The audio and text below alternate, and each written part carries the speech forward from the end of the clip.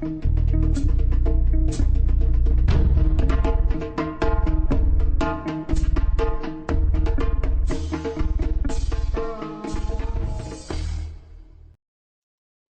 welcome again to another episode of Down to Earth, but Heavenly Minded. And I'm your host, Risch, and you're listening to the Internet Radio. And today we're going to continue on in the book of Daniel, and we're going to be in chapter 8. The Book of Daniel, Chapter 8, by Daniel C. Snaddon. Two important factors mark Daniel 8 as the beginning of a new section.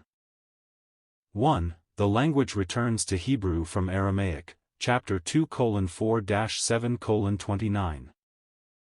2. From here to the end of the book the prophecy is occupied with human history as it relates to Israel.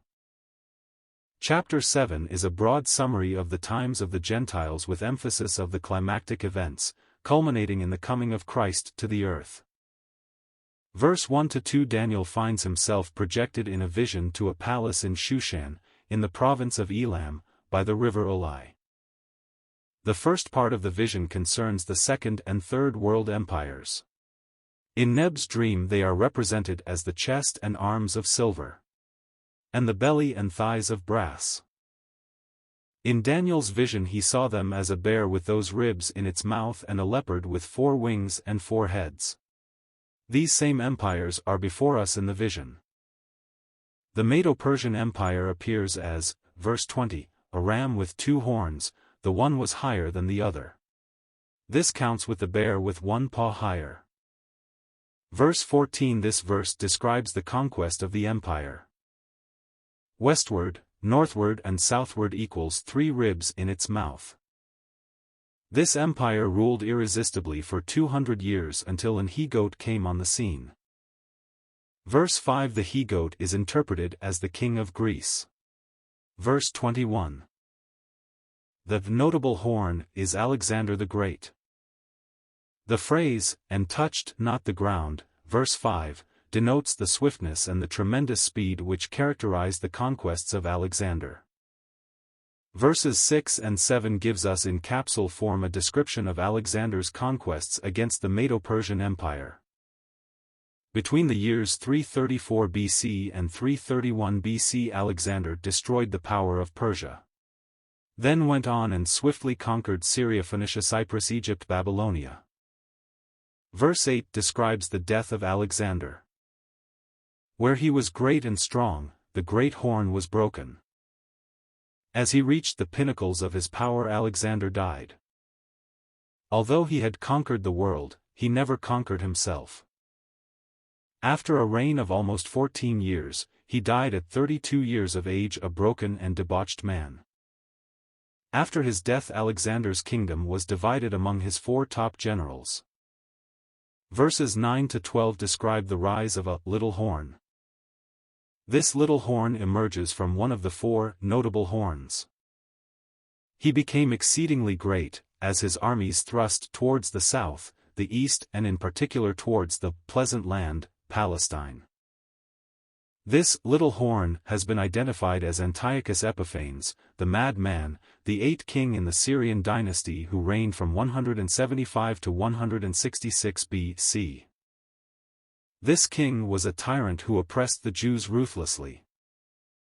His wicked deeds, blasphemy and sacrilege are fully described in the book of the Maccabees. The stone which he cast down to the ground and stamped upon are symbols of the people of Israel. His actions against the sanctuary of the Lord are also prophetically pictured.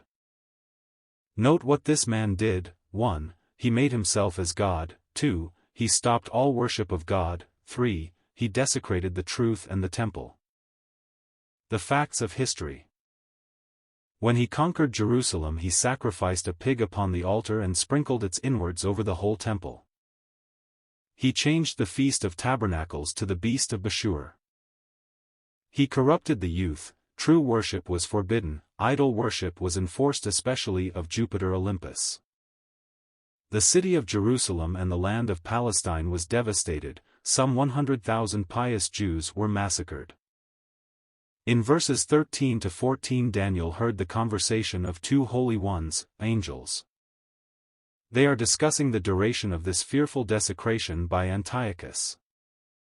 They told Daniel that it would last 2,300 days, then the sanctuary would be cleansed. 7.5 years. The period was fulfilled from 171 BC to 164 BC. If culminated in the death of this cruel and wicked king. Verses 15 through 22 is the interpretation of the vision. A close examination of this brings us to the conclusion that part of this chapter is now history, and part is still to be fulfilled. 1. The one spoken of, the Antichrist, is to appear in the latter times of Israel's history.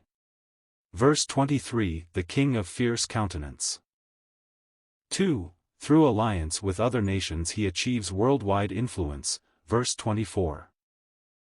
3. A peace program helps his rise to power, verse 25. 4. He is extremely intelligent and persuasive, verse 23. 5. He is characterized by satanic control, verse 24. 6. He is the great adversary of Israel and of the Prince of Princes, verses 24 to 25. 7. A direct judgment from God terminates his rule, verse 25. Verse 26. Daniel was instructed how to shut up this vision. Daniel himself could not understand it, the prophecy is for the benefit of future generations. Verse 27 described the effect of the vision on Daniel. He fainted and was sick for 3 days.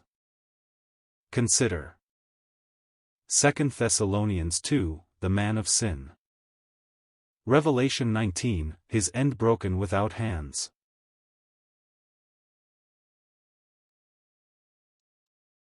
The end